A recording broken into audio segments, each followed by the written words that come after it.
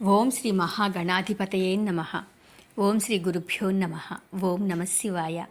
మార్కండేయ పురాణంలో శుంభ నిశుంభుల చరిత్ర గురించి తెలుసుకుందాం.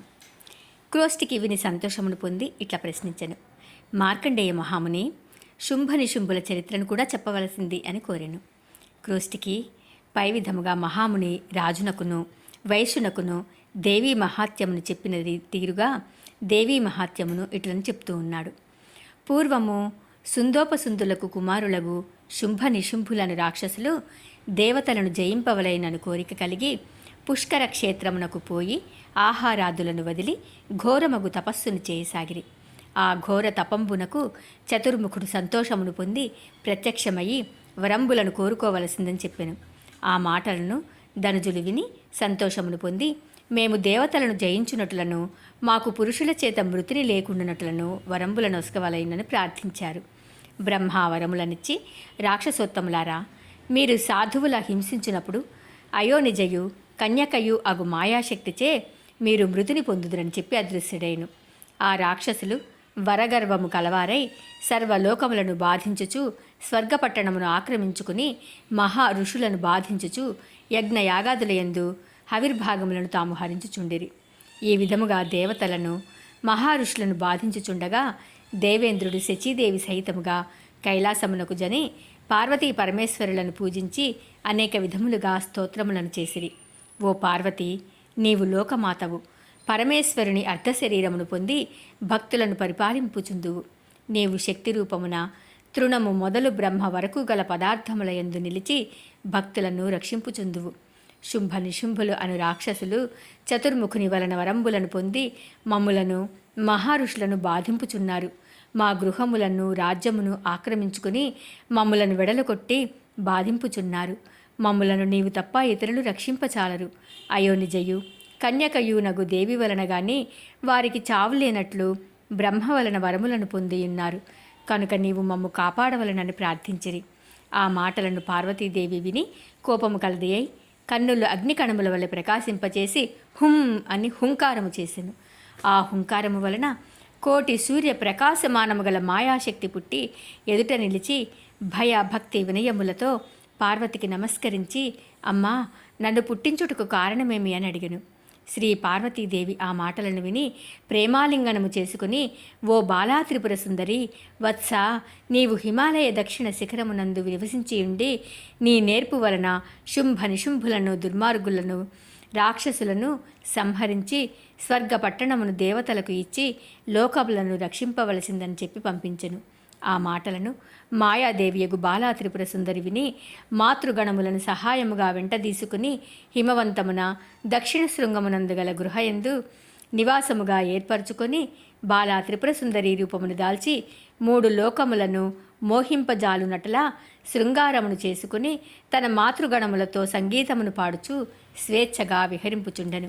ఈ వర్తమానమును శుంభ నిశుంభులు తమ దూతల వలన తెలుసుకుని ఆ రూపవతిని తాము గైకొనుటకు నిశ్చయించుకొని సముచిత పరివారములను వెంటబెట్టుకొని ఆ కన్యకామణి వద్దకు వచ్చి ఆమె రూపాది శృంగారములను చూసి మోహపరవశులై, ఓ బాలామణి, మేము శుంభ నిశుంభులము, మధుకైటభులను రాక్షస వీరుల పుత్రులము, మేము త్రిలోకాధిపతులము, అణిమాది శాంభవి మహావిద్యా సంభూతులము. అటువంటి మహావీరులమైన మమ్మును అన్నదమ్ములమైన మమ్మును నీవు త్రిలోకములను మోహింపచేయగల బాలామణివి గావున మమ్ములను వివాహము ఆడి సర్వసుఖంబులను అనుభవింపుమని చెప్పిరి. ఆ మాటలను శ్రీ బాలా త్రిపుర సుందరీదేవి విని, రాక్షస వీరులారా, మీరు చెప్పిన వాక్యములు యథార్థములు గాని నా బల శౌర్యాదులకు తగిన వీరుడు ఎవడైనా నాతో యుద్ధము చేసి ఆ యుద్ధమునందు గెలిచినచో వారిని వివాహం చేసుకొందునని ప్రతిన చేసి ఉన్నాను. కావున మీకు నన్ను వివాహము చేసుకొనవలనని కోరికయున్న ఎడల మీ చతురంగ బలములతో వచ్చి యుద్ధమునందు నన్ను జయింపుడు. మీకు నా యందు కోరిక లేకయున్నను, మీకు బల శౌర్యాదులు లేకయున్నను గృహంబులకు పొండు అని పలికెను. ఆ ప్రకారము శ్రీ బాలా త్రిపుర సుందరీమణి పలుకగా ఆ రాక్షస వీరులు విని మండిపడి తోక త్రొక్కిన కరాళ సర్పము వలె ఆగ్రహావేశము కలిగి, ఆడదానికి ఇంత గర్వమా అని కేకలు వేయుచు చతురంగ బల సమాయుక్తముగా వచ్చి బంధుర వ్యూహమును పన్ని రణభేరి వేయించి యుద్ధమునకు ప్రారంభం చేసిరి. శుంభ నిశుంభులు చే యుద్ధ ప్రారంభమును శ్రీ బాలా త్రిపుర సుందరీదేవి చూసి మహదానందము పొంది బ్రహ్మాండము పగులునటులా సింహము వలె గర్జించి ఒక్క కేక వేసెను. ఆ శబ్దముతో భూమండలము అంతయు నది గిరులు సహితముగా వణికిపోగా కోటాను కోట్ల దేవీగణములు పుట్టి రాక్షసమూకలను సంహరింపుచు రక్తమును పీల్చుచు మాంసమును తినుచు నృత్యములను చేయుచుండిరి. ఆ సమయమునందు ఆ మహాదేవి రౌద్రాకారము దాల్చి శుంభ నిశుంభులను క్రింద పడవేసి వక్షస్థలంబుల బాదంబుల త్రొక్కి త్రిశూలంబున శిరంబులను ఖండించి రక్తమును త్రాగుచు నృత్యమును చేయుచు రాక్షస స్వరూపమును సర్వశూన్యముగా నశింపచేసెను.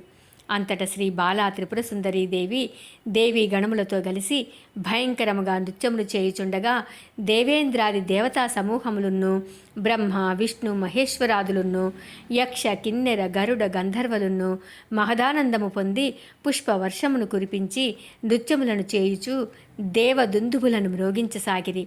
పిమ్మట బ్రహ్మ దేవి ఎదుట నిలుచుండి, ఓ మహాదేవి, నీ వలన శుంభ నిశుంభులను రాక్షసులను సంహరింపబడిరి. దేవతా సమూహములకును ఋష్యాదులకును బాధలు నివారింపజేసి సుఖింపచేసితివి. నీవు మాయను ఉపసంహరించి నిజరూపమును దాల్చి ప్రసన్నమయ్యి మమ్ములను కాపాడవలసినది అని ప్రార్థించెను. ఈ విధముగా విష్ణు మహేశ్వర దేవేంద్రాదులు ప్రార్థించగా మహాదేవి సంతోషమును పొంది సౌమ్య రూపమును దాల్చి పార్వతీదేవికి నమస్కరించి నిలుచుండెను. పిమ్మట శ్రీ బాలా త్రిపుర సుందరీదేవి దేవాది దేవతలను చూసి ఈ విధముగా పలికెను. ఓ దేవాది దేవతలారా, నీ శుంభ నిశుంభులు వైవస్వత మంతరమున 28వ మహాయుగమున తిరుగా పుట్టుదురు. ఆ కాలమునందు నేను నందుడని గొల్ల ఇంటి యందు పుట్టి శ్రీకృష్ణుడని వ్యవహరింపబడుచుందును.